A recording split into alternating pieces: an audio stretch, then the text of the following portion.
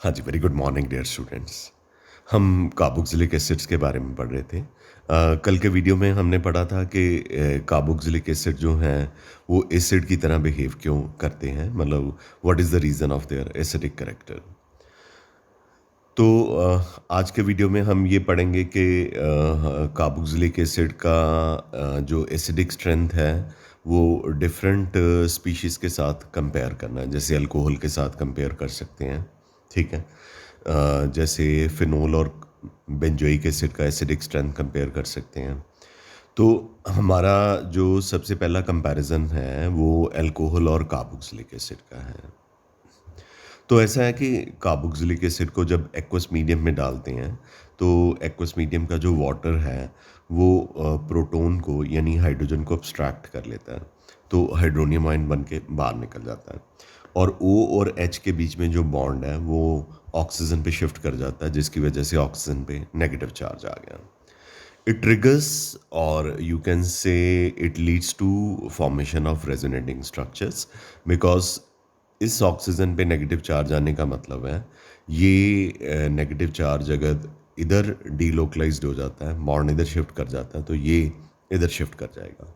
As a result एक stable जो है स्टेबलाइजेशन हो जाएगी कार्बोक्सिलेट आयन की। ये कार्बोक्सिलेट आयन है, इसकी स्टेबलाइजेशन हो गई है हाइड्रोजन निकलने के बाद। तो हाइड्रोजन निकलने के बाद अगर कार्बोक्सिलेट आयन की स्टेबलाइजेशन हो गई है रेजोनेंस की वजह से, तो हाइड्रोजन वापस ही क्यों आएगा? तो इसका मतलब कि कार्बोक्सिलिक एसिड हाइड्रोजन को लीव करने के बाद, छोड़ने के बाद कार्बोक्सिलेट आयन बन जाते हैं जो कि बहुत ही स्टेबलाइज्ड होते हैं through resonance. On the another hand जो हमारे पास अल्कोहल होते हैं, इनको जब वाटर में एक्वस मीडियम में डालते हैं तो लेट अस अज्यूम कि वाटर जो है हाइड्रोजन को क्या करता है, अब्स्ट्रैक्ट कर लेता है। वाटर जब हाइड्रोजन को अब्स्ट्रैक्ट करेगा तो O और H के बीच में जो बॉन्ड है वो ऑक्सीजन पे शिफ्ट कर जाएगा और ये बन जाएगा एल्कोक्साइड आयन। ये एल्कोक्साइड आयन और ये हाइड्रोजन वाटर के साथ कंबाइन करके हाइड्रोनियम आयन बन गया। अब ये एल्कोक्साइड आयन जो अल्कोहल से आया है, इसकी कोई रेजोनेंस नहीं होती, कोई रेजोनेटिंग स्ट्रक्चर नहीं बनता और ये एल्कोक्साइड आयन हाईली अनस्टेबल होता है। सो ये दोनों ज्वाइन करके दोबारा से अल्कोहल और वाटर बना देंगे। इसका मतलब कि अल्कोहल का हाइड्रोजन लीव करने के बाद जो एल्कोक्साइड आयन है वो स्टेबल नहीं है as compare to carboxylate ion. चूँकि ये स्टेबल नहीं है तो इसका मतलब कि अल्कोहल का हाइड्रोजन को रिलीज़ करना कंपैरेटिवली डिफ़िकल्ट है कार्बोक्सिलिक एसिड के।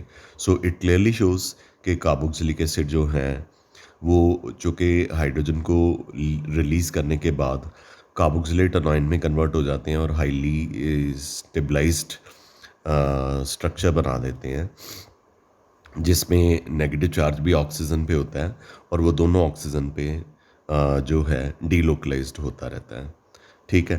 तो स्टेबलाइजेशन की वजह से, resonance stabilization of carboxylate ion की वजह से carboxylic acids are stronger acid as compare to alcohols. और करीबन करीबन कार्बोक्सिलिक एसिड जो हैं 10⁻11 से 10⁻12 टाइम्स स्ट्रॉन्गर होते हैं acid as compare to alcohols. I'm sure the first comparison is very much clear to you. Am I clear to you? Okay. फिर हमने अब नेक्स्ट कंपैरिजन करना है acidic strength of aromatic carboxylic acid, यानी benzoic acid हो गया with phenol. तो ये बेंजोइक एसिड है, तो ये इसने हाइड्रोजन रिलीज़ कर दिया अपना। हाइड्रोजन रिलीज़ जैसे कार्बोक्सिलिक एसिड में हाइड्रोजन उसने रिलीज़ कर दिया था तो कार्बोक्सिलेट आयन बन गया था। तो यहाँ पे बेंजोएट आयन बन गया और इनके बीच में स्ट्रक्चर 1 और 2 जो हैं ये एरोमेटिक कार्बोक्सिलेट आयन के रेजोनेटिंग स्ट्रक्चर हैं which are stabilized by resonance. ये रेजोनेंस से स्टेबलाइज्ड होते हैं और नेगेटिव चार्ज जो है दोनों ऑक्सीजन पे ऑसिलेट ऑसिलेट तो नहीं करता, दोनों नेगेटिव चार्ज जो है दोनों ऑक्सीजन पे डीलोकलाइज्ड हो जाता है, दोनों ऑक्सीजन पे आ जाता है। तो डीलोकलाइजेशन जो नेगेटिव चार्ज की है वो इनके रेजोनेटिंग स्ट्रक्चर को हाईली स्टेबल कर देती है, और जो इनका रेजोनेंस हाइब्रिड होता है वो इनके बीच में कहीं लाई करता है और वो बहुत ही ज़्यादा स्टेबल होता है। अब हमने इसका acidic strength aromatic carboxylic acid का या बेंजोइक एसिड का फिनोल के साथ करना है, तो फिनोल को भी वाटर में डालेंगे तो फिनोक्साइड आयन बन जाएगा। ये स्ट्रक्चर हमने फिनोक्साइड आयन के सारे हमने फिनोल के चैप्टर में पढ़े थे। तो ये जो फिनोक्साइड आयन है ये भी रेजोनेटिंग स्ट्रक्चर शो करेगा। ये 1 और 2 तो एरोमेटिक कार्बोक्सिलिक एसिड के स्ट्रक्चर हैं, कार्बोक्सिलेट अनोइन के स्ट्रक्चर हैं। स्ट्रक्चर 3 से लेके 7 तक जो है वो फिनोक्साइड आयन के स्ट्रक्चर हैं, जिसमें खाली थर्ड और सेवन्थ स्ट्रक्चर पे ही ऑक्सीजन के ऊपर नेगेटिव चार्ज है। बाकी जो 4, 5, 6 स्ट्रक्चर हैं उनमें नेगेटिव चार्ज जो है लेस इलेक्ट्रोनेगेटिव कार्बन पे है। फोर्थ में देखिए लेस इलेक्ट्रोनेगेटिव कार्बन पे नेगेटिव चार्ज है। फिफ्थ को देखिए लेस इलेक्ट्रोनेगेटिव कार्बन पे नेगेटिव चार्ज है। सिक्स को देखिए लेस इलेक्ट्रोनेगेटिव कार्बन पे नेगेटिव चार्ज है। तो ये रेजोनेंस स्टेबलाइजेशन में कंट्रीब्यूट नहीं कर पा रहे, ना स्ट्रक्चर 3 और 7 ना 4 to 6। 3 और 7 इसलिए नहीं स्टेबलाइजेशन में कंट्रीब्यूट कर पा रहे कि नेगेटिव चार्ज तो है इलेक्ट्रोनेगेटिव एटम पे, जैसे कि कार्बोक्सिलेट अनोइन में था, पर ये नेगेटिव चार्ज लोकलाइज्ड है, फिक्स है अपनी जगह पे। जबकि कार्बोक्सिलेट अनोइन में जो नेगेटिव चार्ज था वो डीलोकलाइज्ड था, यहाँ पे डीलोकलाइज्ड नहीं है। फिनोक्साइड आयन में नेगेटिव चार्ज स्ट्रक्चर 3 और 7 में लोकलाइज्ड है, और अब जब डीलोकलाइज्ड होता है 4, 5 और 6 में, तो वो ऑक्सीजन पे नहीं होता बल्कि बेंजीन के कार्बन पे होता है। तो बेंजीन के कार्बन पे नेगेटिव चार्ज का मतलब है कि रेजोनेंस स्टेबलाइजेशन जो है वो उतनी नहीं होगी जितनी कि किस केस में होगी कार्बोक्सिलेट अनायन में। और मोर ओवर बेंजीन पे नेगेटिव चार्ज होने का मतलब है ये एरोमेटिक रिंग जो है, इनकी जो रिंग है उसको भी डिस्टर्ब कर देता है, उसको भी डीएक्टिवेट कर देता है। तो इसका मतलब ये हुआ कि फिनोक्साइड आयन उतना स्टेबल नहीं है जितना कि बेंजोएट या कार्बोक्सिलेट आयन स्टेबल है। इसका मतलब कि जो एरोमेटिक कार्बोक्सिलिक एसिड है must B much more stronger acid as compared to phenol। Clear है बच्चा? ये सारी एक्सप्लेनेशन मैंने यहाँ पे अच्छे से लिखी हुई है, स्ट्रक्चर्स के नाम लिखे हुए हैं, ठीक है। जैसे लिखा हुआ है कि phenols on releasing hydrogen form phenoxide ion which carry negative charge on less electronegative carbon structure 4 to 6, structure 4 to 6। And structure 3 and 7 जो है, 3 and 7 जो है फिनोक्साइड आयन के, उन पे नेगेटिव चार्ज तो है बट वो लोकलाइज्ड नेगेटिव चार्ज है। तो as a result phenoxide ion is not that much stable as carboxylate ion is. So that is why benzoic acid is much more stronger acid as compare to phenol. Got it बेटा? इसकी explanation यहाँ तक है, ये conclusion तक मैंने वैसे आपको एक्सप्लेन कर दी है। कंक्लूजन यही है कि aromatic carboxylic acid is stronger acid than phenol. अब हमारे पास जो नेक्स्ट टॉपिक है कि अगर कार्बोक्सिलिक एसिड के साथ सब्स्टिट्यूएंट्स लगे हों, इलेक्ट्रॉन को विड्रॉ करने वाले या इलेक्ट्रॉन को डोनेट करने वाले, वो एसिड की एसिडिक स्ट्रेंथ पे क्या इम्पेक्ट डालते हैं। तो आपने पिछले चैप्टर्स में भी अल्कोहल फिनोल के चैप्टर में पढ़ा था कि 2 तरह के सब्स्टिट्यूएंट होते हैं जो कि एसिडिक स्ट्रेंथ को इफेक्ट करते हैं। नंबर 1 इलेक्ट्रॉन विड्रॉइंग ग्रुप्स होते हैं, नंबर 2 इलेक्ट्रॉन डोनेटिंग ग्रुप्स होते हैं। इलेक्ट्रॉन विड्रॉइंग ग्रुप को EWG के साथ लिखते हैं और इलेक्ट्रॉन डोनेटिंग ग्रुप को EDG के साथ लिखते हैं। तो हमने पढ़ना है कि इलेक्ट्रॉन विड्रॉइंग ग्रुप और इलेक्ट्रॉन डोनेटिंग ग्रुप में से कोई भी अगर कार्बोक्सिलिक एसिड के कार्बन के साथ अटैच हों तो उससे कार्बोक्सिलिक एसिड की एसिडिक स्ट्रेंथ पे क्या इम्पैक्ट आता है कि एसिडिक स्ट्रेंथ जो है वो इंक्रीज़ करती है कि डिक्रीज़ करती है। तो इसको हम बड़ी इजीली यहाँ पे पढ़ सकते हैं। ये इलेक्ट्रॉन विड्रॉइंग ग्रुप है और ये कार्बोक्सिलेट एनायन है जिस पे नेगेटिव चार्ज जो है वो और दोनों ऑक्सीजन और कार्बन पे डीलोकलाइज्ड है, स्प्रेड हो गया। जो इलेक्ट्रॉन विड्रॉइंग ग्रुप है वो नेगेटिव इंडक्टिव इफेक्ट से इलेक्ट्रॉन को, कार्बन के इलेक्ट्रॉन को अपनी तरफ विड्रॉ करेगा कार्बन ऑक्सीजन के। एज ए रिज़ल्ट ये नेगेटिव चार्ज जो है वो कम पड़ जाएगा, उसकी इंटेंसिटी जो है वो डिक्रीज़ कर जाएगी, या नेगेटिव चार्ज पूरे मॉलिक्यूल के ऊपर डिस्पर्स कर जाएगा। इसके लिए वर्ड यूज़ किया, डिस्पर्स कर जाएगा मतलब फैल जाएगा। ठीक है, तो इसकी वजह से जो हाइड्रोजन प्लस का रिलीज़ है वो ईज़ियर हो जाएगा, यानी कि इलेक्ट्रॉन विड्रॉइंग ग्रुप जो है वो हाइड्रोजन को रिलीज़ करने में हेल्प करते हैं। मैं बताता हूँ, जैसे ये इलेक्ट्रॉन विड्रॉइंग ग्रुप है, ये कार्बन है, ठीक है, तो ये CH2 है, ये COOH है। जब ये इलेक्ट्रॉन को विड्रॉ करेगा कार्बन के, कार्बन इस कार्बन के, कार्बन इस ऑक्सीजन के और इस ऑक्सीजन के, ऑक्सीजन इस हाइड्रोजन के, और हाइड्रोजन का रिलीज होना क्या हो जाएगा, ईजियर। क्योंकि ऑक्सीजन जब हाइड्रोजन के इलेक्ट्रॉन को अपनी तरफ विड्रॉ करेगी तो क्या होगा कि O और H के बीच में जो बॉन्ड है वो वीक हो जाएगा और हाइड्रोजन का रिलीज होना ईजियर हो जाएगा। अगर हाइड्रोजन का रिलीज होना ईजियर हो जाएगा, इसका मतलब कि इलेक्ट्रॉन विड्रॉइंग ग्रुप जो है वो एसिडिक स्ट्रेंथ को, कार्बोक्सिलिक एसिड की एसिडिक स्ट्रेंथ को क्या करते हैं, इंक्रीज करते हैं। कन्वर्सली, उलट, इलेक्ट्रॉन डोनेटिंग ग्रुप जो हैं प्लस इंडक्टिव इफेक्ट से या किसी और इफेक्ट से, ठीक है, जरूरी नहीं कि प्लस इंडक्टिव इफेक्ट ही होगा, कोई भी इफेक्ट हो सकता है, क्योंकि बेंजीन के केस में हमेशा प्लस आए, और भी बड़े रेजोनेंस भी हो सकता है जिसकी वजह से वो इलेक्ट्रॉन को डोनेट कर सकते हैं। तो इलेक्ट्रॉन डोनेटिंग ग्रुप जो है वो जब इलेक्ट्रॉन डोनेट करता है कार्बन पे, तो इस पे तो ऑलरेडी नेगेटिव चार्ज है, तो ये भी इलेक्ट्रॉन को डोनेट कर रहा है, तो नेगेटिव चार्ज और भी ज़्यादा यहाँ पे क्या करेगा, इंक्रीज करेगा। तो कार्बोक्सिलेट आयन पे नेगेटिव चार्ज की इंटेंसिफिकेशन हो जाएगी, नेगेटिव चार्ज इंटेंस हो जाएगा, ये जो एनॉयन है अनस्टेबल हो जाएगा, डीस्टेबलाइज हो जाएगा। जब ये डीस्टेबलाइज हो जाएगा तो इसकी हाइड्रोजन प्लस को, यानी प्रोटॉन को रिलीज़ करने की टेंडेंसी जो है वो डिक्रीज़ करेगी, तो कार्बोक्सिलिक एसिड की एसिडिक स्ट्रेंथ जो है वो डिक्रीज़ कर जाएगी।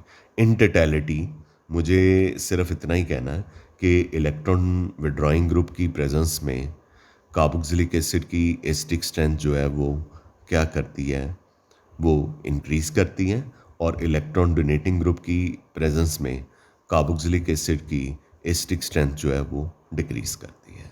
ठीक है, और यहाँ पे ये कुछ ग्रुप्स बताए हुए हैं, इसमें बता रहे हैं कि कौन सा ग्रुप जो है कार्बोक्सिलिक एसिड के साथ लगा हो तो वो एसिडिक स्ट्रेंथ को इंक्रीज़ करने में हेल्प करता है। CF3 सबसे ज़्यादा एसिडिक स्ट्रेंथ को इंक्रीज़ करता है, फिर नाइट्रो, फिर साइनाइड, फिर fluoro, chloro, bromo, iodo, phenyl.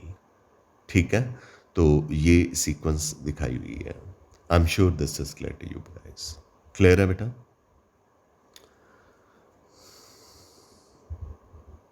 आगे चलते हैं।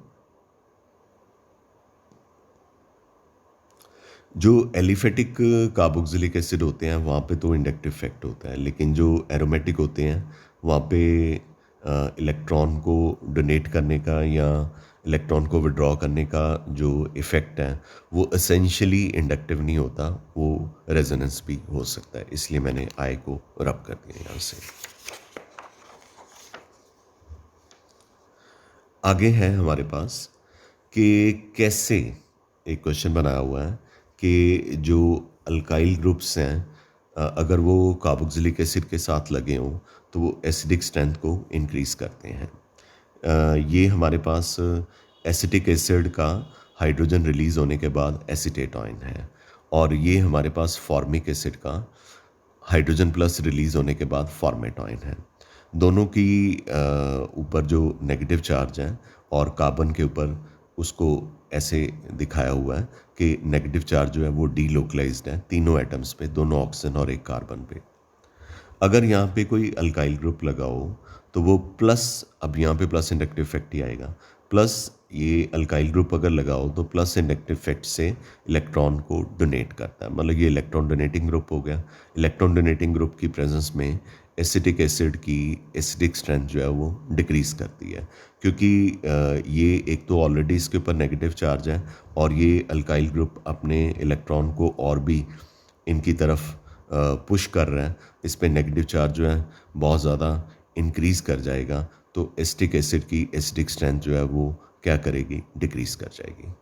फॉर्मिक एसिड के केस में कोई मिथाइल ग्रुप नहीं लगा हुआ, मिथाइल ग्रुप या अल्काइल ग्रुप नहीं लगा हुआ, तो हाइड्रोजन जो है वो इंडक्टिव इफेक्ट नहीं शो करता, तो इसका मतलब फॉर्मेट आयन जो है वो हाईली स्टेबल है, मतलब फॉर्मिक एसिड जो है वो स्ट्रॉन्गर एसिड है एज़ कम्पेयर टू किसके, एसिटिक एसिड के।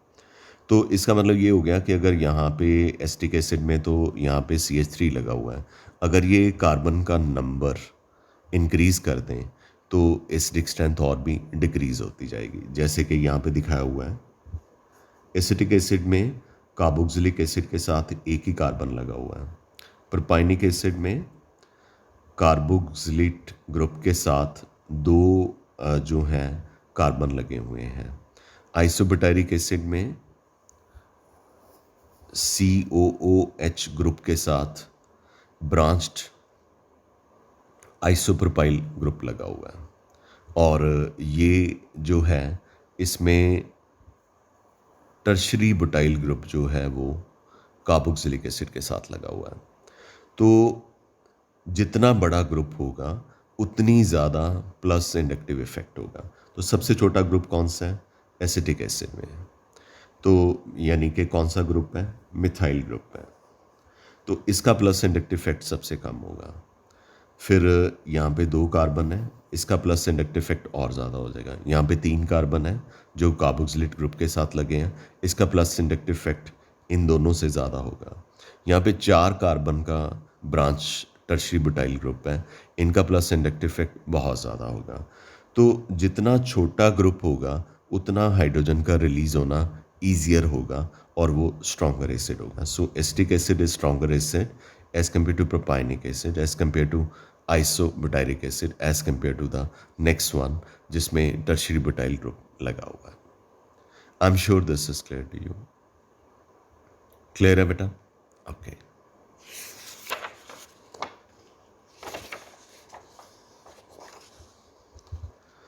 आगे हम कंपैरिजन कर रहे हैं एसिटिक एसिड और क्लोरो एसिटिक एसिड का, कि इन दोनों में से स्ट्रॉन्गर एसिड कौन सा है। वेरी सिंपल, एसिटिक एसिड के केस में CH3 ग्रुप जो है COOH के साथ लगा है, वो इलेक्ट्रॉन डोनेटिंग ग्रुप होता है, वो प्लस इंडक्टिव इफेक्ट से इलेक्ट्रॉन को डोनेट करता है और एसिटिक एसिड को वीकर एसिड बना देता है। जो हैलोजन है वो नेगेटिव इंडक्टिव इफेक्ट से इलेक्ट्रॉन को अपनी तरफ विड्रॉ करता है और H का रिलीज होना ईजियर कर देता है। तो chloro acetic acid should be stronger acid as compare to acetic acid. Let us assume कि ये H+ निकल गया है, तो ये एसीटेट आयन है, तो इसके ऊपर नेगेटिव चार्ज है, तो CH3 ग्रुप जो है ये वाला CH3 ग्रुप, ये प्लस इंडक्टिव इफेक्ट से इसको डिस्टेबलाइज कर देता है। ऑन द अदर हैंड जब इसका H+ निकल जाता है तो ये क्लोरो एसीटेट आयन है, तो क्लोरो एसीटेट आयन में जो क्लोरीन है नेगेटिव इंडक्टिव इफेक्ट से नेगेटिव चार्ज को अपनी तरफ क्या करता है, अट्रैक्ट करता है, खींच लेता है, पुल करता है। जब नेगेटिव चार्ज को पुल करेगा तो नेगेटिव चार्ज पूरे मॉलिक्यूल पे डिस्पर्स कर जाएगा, स्प्रेड आउट कर जाएगा, और मॉलिक्यूल जो है वो हाईली स्टेबल हो जाएगा। जब मॉलिक्यूल स्टेबल हो जाएगा तो H+ का वापस आना, यानी एनॉइन जब स्टेबल हो जाएगा, क्लोरो एसीटेट एनॉइन जब हाईली स्टेबल हो जाएगा, हाइड्रोजन प्लस का वापस आना is going to be difficult. So chloro acetic acid is stronger acid as compare to acetic acid. I'm sure this is very clear to you guys. Clear है बेटा? आगे हम पढ़ रहे हैं कि अगर डिफरेंट हेलोजन्स लगे हों तो एसिटिक एसिड के साथ, तो उनकी एसिडिक स्ट्रेंथ कैसे जो है वो वेरी करती है। फुलरीन की इलेक्ट्रोनेगेटिविटी क्लोरीन से ज़्यादा है, क्लोरीन की ब्रोमीन से, ब्रोमीन की आयोडीन से। जिसकी इलेक्ट्रोनेगेटिविटी सबसे ज़्यादा है वो इलेक्ट्रॉन को माइनस इंडक्टिव इफेक्ट से सबसे ज़्यादा विड्रॉ करेगा। तो फ्लोरोएस्टिक एसिड जो है स्ट्रॉन्गर एसिड। क्लोरीन की इलेक्ट्रोनेगेटिविटी जो है ब्रोमीन से ज़्यादा है, तो क्लोरीन जो है ज़्यादा इलेक्ट्रॉन विड्रॉ करेगा ब्रोमीन के comparatively. So chloroacetic acid is stronger acid as compare to bromoacetic acid. Bromine की इलेक्ट्रोनेगेटिविटी जो है आयोडीन से ज़्यादा है, तो इस तरह से bromoacetic acid is stronger acid as compare to iodoacetic acid. इस तरह से छोटे छोटे क्वेश्चन जो है वो हैं यहाँ पे। अब आगे हैं effect of number of halogen atoms. Halogen atoms का नंबर जो है वो एसिडिक स्ट्रेंथ पे कैसे इम्पेक्ट डालता है। देखिए ये ट्राइक्लोरो एसिटिक एसिड है, इसमें कार्बोक्सिलिक एसिड ग्रुप का जो अल्फा कार्बन है उस पर 3 हेलोजन लगे हुए हैं, 3 क्लोरीन लगे हैं। अगर 3 क्लोरीन लगे हैं तो 3 नेगेटिव इंडक्टिव इफेक्ट हो गए। ये भी इंडक्टिव इफेक्ट शो करेगा, ये भी शो करेगा, ये भी शो करेगा। मतलब कि ट्रिपल डोज मिल गई इलेक्ट्रॉन को विड्रॉ करने के लिए। तो इतना ज़्यादा जब इलेक्ट्रॉन विड्रॉ करेंगे तो ऑब्वियसली ये ट्राइक्लोरोएस्टिक एसिड जो है must be very very stronger acid as compare to अगर 2 क्लोरीन लगे होंगे तो डाइक्लोरोएस्टिक एसिड है, ये वीक होगा ट्राइक्लोरो के कंपैरेटिवली क्योंकि इसमें नेगेटिव इंडक्टिव इफेक्ट जो है वो डिक्रीज कर गया। And this will be stronger acid as compare to monochloroacetic acid क्योंकि मोनोक्लोरोएस्टिक एसिड में एक क्लोरीन जो है वो अटैच है। I am sure this is clear to you guys. Clear है? बस सिंपल सा काम है, थोड़ा सा रह गया। पोजीशन का क्या इम्पैक्ट आता है कि हेलोजन की पोजीशन जो है, देखिए ऐसा है कि जो नेगेटिव इंडक्टिव इफेक्ट है ना वो डिक्रीज करता है with increase in distance between halogen and carboxylic acid group. ये कार्बोक्सिलिक एसिड ग्रुप है, इसमें हेलोजन जो है अल्फा कार्बन पे है। अगले स्ट्रक्चर में ये कार्बोक्सिलिक एसिड है और जो हेलोजन है वो बीटा कार्बन पे है और भी आगे, और ये कार्बोक्सिलिक एसिड है और हेलोजन जो है वो गामा कार्बन पे है। और फर्स्ट स्ट्रक्चर में हेलोजन यानी क्लोरीन जो है वो अल्फा कार्बन पे है। आपको क्या लगता है कि यहाँ पे नेगेटिव इंडक्टिव इफेक्ट जो है क्या होगा? ग्रेटेस्ट। यहाँ पे डिक्रीज कर जाएगा क्योंकि हेलोजन थोड़ा आगे चला गया कार्बोक्सिलिक एसिड से, तो नेगेटिव इंडक्टिव इफेक्ट वीक हो जाएगा। और आगे चला जाएगा नेगेटिव इंडक्टिव इफेक्ट और वीक हो जाएगा।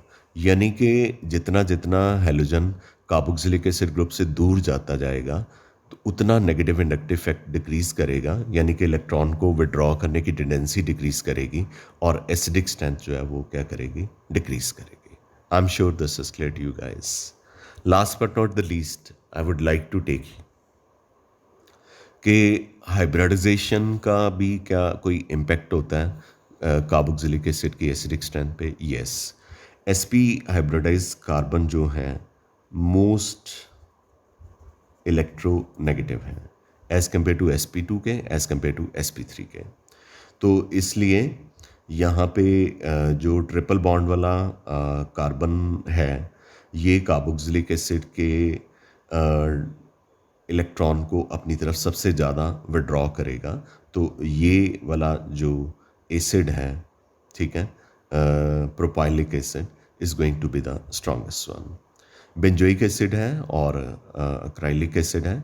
बेंजोइक एसिड में भी sp2 हाइब्रिडाइजेशन है और इसमें भी sp2 हाइब्रिडाइजेशन वाला कार्बन है। तो पर इसकी जो एसिडिक स्ट्रेंथ है इसके कंपैरेटिवली थोड़ी सी ज़्यादा है बेंजीन रिंग की वजह से, जो कि रेजोनेंस की वजह से इलेक्ट्रॉन विड्रॉल थोड़ी ज़्यादा शो करती है एज़ कम्पेयर टू इस कार्बन के। हालांकि ये दोनों sp2 हाइब्रिडाइज्ड हैं, पर इनकी एसिडिक स्ट्रेंथ में बहुत ज़्यादा फ़र्क नहीं होता। अगर आप बोलें ना कि ये भी sp2 हाइब्रिडाइज्ड है, ये भी sp2 हाइब्रिडाइज्ड है, तो और यहाँ पे बेंजीन है, यहाँ पे नहीं है, तो बेंजीन की वजह से एसिडिक स्ट्रेंथ बहुत बहुत बहुत ज़्यादा इंक्रीज़ कर जाएगी इसके कंपैरेटिवली। नहीं, ऐसा नहीं है, but yes, benzoic acid is definitely more stronger acid as compare to this one. और लास्ट में जो वीकेस्ट एसिड है हाइब्रिडाइजेशन के अकॉर्डिंगली, वो एस्टिक एसिड है, क्योंकि ये जो CH3 है sp3 हाइब्रिडाइज्ड है, और sp3 हाइब्रिडाइज्ड कार्बन जो है वो इलेक्ट्रॉन को अपनी तरफ बहुत ज़्यादा विड्रॉ नहीं करता। ठीक है, तो इस तरह से हमने बहुत सारे एसिडिक स्ट्रेंथ, आज हमने जितने भी एसिडिक स्ट्रेंथ पढ़ी हैं वो एलिफेटिक कार्बोक्सिलिक एसिड की पढ़ी हैं। किसकी? एलिफेटिक, बेंजीन वाली नहीं, एरोमेटिक। सिर्फ एक ये एक्सेप्शनल हमने पढ़ा क्योंकि हाइब्रिडाइजेशन वाला पढ़ना था। तो कल के वीडियो में हमने एरोमेटिक कार्बोक्सिलिक एसिड की एसिडिक स्ट्रेंथ्स जो हैं उनको पढ़ना है। लास्ट में मैं आपको बताना चाहूँगा कुछ इम्पॉर्टेंट रिजल्ट्स निकल के आए हैं। फॉर्मिक एसिड जो है बेंजोइक एसिड से स्ट्रॉन्गर है, बेंजोइक एसिड एसिटिक एसिड से स्ट्रॉन्गर है। सो वरस बेंजोइक एसिड की मतलब कि स्ट्रॉन्गर है as compare to acetic acid, वो तो हाइब्रिडाइजेशन से भी एक्सप्लेन किया जा सकता है कि बेंजोइक एसिड में sp2 हाइब्रिडाइज कार्बन है और एसिटिक एसिड में sp3 हाइब्रिडाइज कार्बन है, इसलिए benzoic acid is stronger acid is compare to acetic acid. Formic acid में कोई प्लस इंडक्टिव इफेक्ट नहीं है, तो फॉर्मिक एसिड सबसे स्ट्रॉन्गर ही होएगा। मतलब कि अगर कोई सब्स्टिट्यूशन नहीं की हुई, यहाँ पे कोई ग्रुप नहीं लगा हुआ, तो फॉर्मिक एसिड एसिटिक एसिड से भी स्ट्रॉन्गर होता है और बेंजोइक एसिड से भी। ये एक पॉइंट है। दूसरा, फिर ये यहाँ पे बहुत सारे कार्बोक्सिलिक एसिड के एसिडिक स्ट्रेंथ को कंपेयर किया हुआ है। ये पीछे जो भी पढ़ाया उन सब का कंक्लूजन यहाँ पे लिख दिया है। ठीक है, कि जैसे trifluoroacetic acid is stronger than trichloroacetic acid. क्यों भाई? फुलरीन की इलेक्ट्रोनेगेटिविटी क्लोरीन से ज़्यादा होती है, बेशक दोनों ट्राई हैं। Trichloroacetic acid is stronger than dichloroacetic acid. क्यों भाई? 3 क्लोरीन जो है वो ज़्यादा नेगेटिव इंडक्टिव इफेक्ट शो करेंगे एज़ कम्पेयर टू 2 क्लोरीन के comparatively. Dichloroacetic acid is stronger acid is compare to nitro acetic acid. Nitro की इलेक्ट्रॉन विड्रॉ करने की टेंडेंसी जो है वो कम होती है 2 क्लोरीन के, पर नाइट्रो की इलेक्ट्रॉन विड्रॉ करने की टेंडेंसी साइनेट से ज़्यादा होती है। साइनेट की इलेक्ट्रॉन टेंडेंसी विड्रॉ करने की इलेक्ट्रॉन टेंडेंसी जो है फ्लोरीन से ज़्यादा होती है। अब सिंगल आ गए, मोनोफ्लोरोएसिटिक एसिड, देन मोनोक्लोरोएसिटिक एसिड हम पढ़ चुके हैं, मोनोब्रोमोएसिटिक एसिड पढ़ चुके हैं, ग्रेटर दैन या more acetic than greater than monoiodic acid, greater than formic acid. Formic acid में कोई सब्स्टिट्यूशन नहीं है, मतलब कोई हैलोजन नहीं लगा हुआ। फिर उसके बाद क्लोरोप्रोपाइनिक एसिड, फिर benzoic acid and so on. I am sure इतनी सारी एसिडिक स्ट्रेंथ जो मैंने आपको करवाई हैं वो आपको डेफिनेटली बहुत अच्छे से क्लियर हो गई होंगी। ठीक है, so guys I suggest you कि आप इसको अच्छी तरह से याद कीजिए, और अगर कोई प्रॉब्लम हो तो हम आपके साथ हैं। ठीक है, thank you very much. We call it a day. Routine में अपना काम कीजिए और रोज़ अपना काम होमवर्क सेंड कीजिए, और याद करना जो है वो बहुत ज़्यादा ज़रूरी है। टेस्ट मत स्किप कीजिए। जब आप टेस्ट स्किप करते हैं तो दैट्स अ मेजर थिंग। हमें कैसे इवैल्यूएशन होगी कि आप पढ़ रहे हो कि नहीं पढ़ रहे? आप टेस्ट दोगे, मैं टेस्ट चेक करके देता हूँ आपको, तो अगर टेस्ट नहीं दोगे तो फिर मतलब नहीं, मतलब बात नहीं बनेगी ना। तो टेस्ट चेक करना जो है, टेस्ट देना आपका और मेरा चेक करना, this is the major thing that will contribute in your subject. Thank you very much. We call it a day. Love you all. See you tomorrow. Good day, guys.